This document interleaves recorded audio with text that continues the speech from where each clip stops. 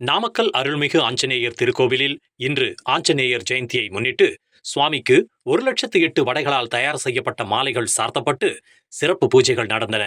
அதிகாலை முதலே ஏராளமான பக்தர்கள் சுவாமி வழிபாடு. நண்பகலில் தங்க கவச அலங்காரத்தில் சுவாமி பக்தர்களுக்கு அருள் பாலிக்கிறார். மார்கழி மாதம் அமாவாசை திதியும் மூல நட்சத்திரமும் கொண்ட நன்னாளில் ஆஞ்சநேயர் அவதரித்தார்.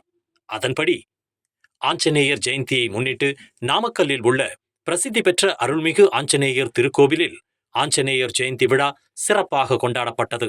முன்னதாக அதிகாலையில் 4 மணிக்கு கோவிலின் நடை திறக்கப்பட்டு காலை 4:40 மணிக்கு ஆஞ்சநேயருக்கு 1,08,000 வடைகள் கொண்ட மாலைகள் சார்த்தப்பட்டன.